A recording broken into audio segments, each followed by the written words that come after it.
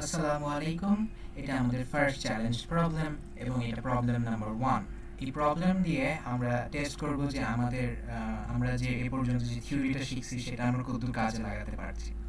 এই প্রবলেমটা সলভ করতে হলে আমি রেকমেন্ড করি যে প্রিভিয়াস টিউটোরিয়ালগুলো আবার রিভাইজ করো, বিকজ ওইটার উপরে বেস করে সলিউশনটা লেখা হবে। সো চ্যালেঞ্জ প্রবলেম 1 এটা হচ্ছে we have made a velocity selector, so this can determine the speed of the particle we are interested. যদি আমাদের কাছে একটা ভেলোসিটি সিলেক্টর থাকে, এটা থেকে যে এমিশন হচ্ছে ওই এমিশন থেকে আমরা বলতে পারি যে একটা পার্টিকেলের স্পিড কত, এবং এটা দিয়ে আমরা ডিটারমাইন করতে পারি যে একটা স্পিড কত হতে পারে এক্সপেরিমেন্টালি।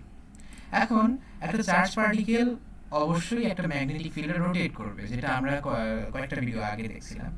একটা পার্টিকেলকে যদি আমরা চার্জ পার্টিকেলকে যদি একটা ম্যাগনেটিক ফিল্ডে রাখি, সেটা রোটেট করা শুরু করবে because of the perpendicular force. কিন্তু এই দুইটা আইডিয়াকে কম্বাইন করে তোমার টাস্ক হচ্ছে একটা মাস সিলেক্টর মেশিন ডিজাইন করা।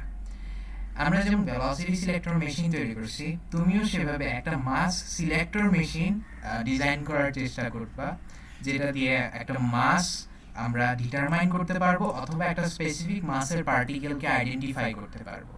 এখানে তোমাকে স্পেশালি সেকেন্ড আইডিয়াটা ইউজ করতে হবে, এবং এই আইডিয়াটা ইউজ করে তুমি বেসিক্যালি প্রবলেমটা সলভ করতে পারবা। এই প্রবলেমটার মানে টেক্সট যেটা মানে প্রবলেম টেক্সটটা গ্রুপে পোস্ট করে দেওয়ার চেষ্টা করবো আমি। Happy solving. আল্লাহ হাফিজ।